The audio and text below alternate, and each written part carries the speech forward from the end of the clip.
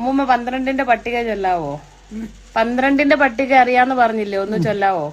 12, 12, 12, 24, 13, 38, 36, 14, 48, 15, 60, 16, 72, 17, 84, 18, 96, 19, 108, 10, 120. അടിപൊളി, സൂപ്പർ.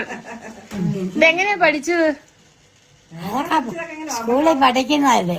ആണോ? എത്രാം ക്ലാസ്സിലാ പഠിച്ചത്? ഞാൻ 7 ക്ലാസ്. അല്ല, 7ാം ക്ലാസ്സിലാണോ ഇത് പഠിച്ചത്? അല്ല, ഇതൊക്കെ താഴ്ന്ന ക്ലാസ്സിൽ പഠിപ്പിക്കും. ആണോ? ആഹാ, കൊള്ളാം. കണക്ക് സാറിന്റെ പേരറിയാവോ? ഓർമ്മയുണ്ടോ? ഇപ്പൊ ഞാൻ അവരെ ആരും ഓർക്ക, എല്ലാം പെണ്ണുങ്ങൾ തന്നെയുള്ളതാ.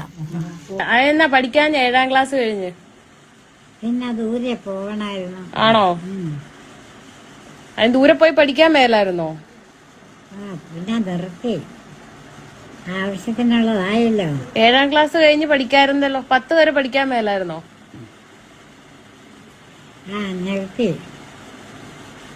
അത് കഴിഞ്ഞ് എന്നാ ചെയ്തു? 7ാം ക്ലാസ് കഴിഞ്ഞിട്ട് എന്നാ എടുക്കുമായിരുന്നു? പിന്നെ വീട്ടിൽ ചുമ്മാ കൂടി നിന്ന് വല്ലതൊക്കെ ചെയ്യും. എന്നാ ചെയ്യുന്ന വീട്ടില്? അടുക്കളപ്പണി. അടുക്കളപ്പണി.